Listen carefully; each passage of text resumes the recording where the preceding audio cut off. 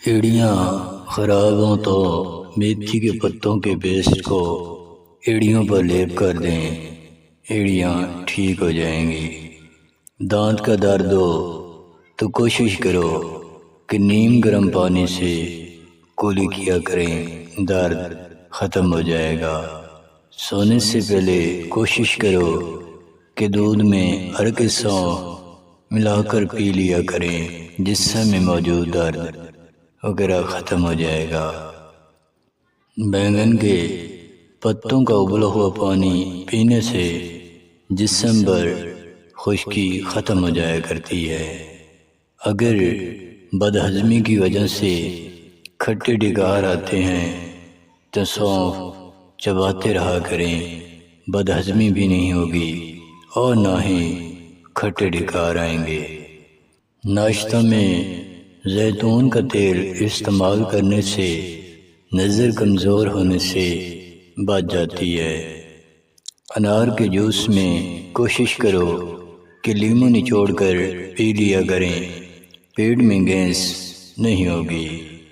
کمزور جسم میں طاقت لانے کے لیے رات کو سیب اور انار کو کاٹ کر رکھ دیں اور صبح سویرے کھائیں، بہت مفید ہے۔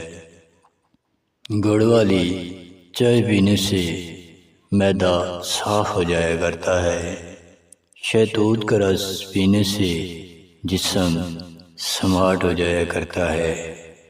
کیلے کا جوس پینے سے پیشاب کرتے وقت ہونے والی جلن دور ہو جایا کرتی ہے۔ گندم کو بھون کر کھانے سے جسم کا لٹکا گوشت سکڑ جایا کرتا ہے۔ چہرے سے داغوں اور دھبوں کو دور کرنے کے لیے ایک گلاس پانی میں کلونجی کو ابال کر پی لیں۔ ٹانگوں میں درد ہو تو باجرے کی روٹی کے ساتھ مکھن کھانا شروع کر دیں، ٹانگوں کے درد کے لیے بہت مفید ہے۔ چھوٹے بچوں کو رات کے وقت تھوڑا سا شہد کھلائیں، پیٹ میں کبھی کیڑے نہیں پیدا ہوں گے اور نہ ہی پیٹ میں درد ہوگا۔ آڑو کے ساتھ 3 دانے سونف کے کھا لیا کریں، یادداشت کمزور ہونے سے بچ جاتی ہے۔ کھانسی کی حالت میں گوبھی کھانے سے پرہیز کیا کریں۔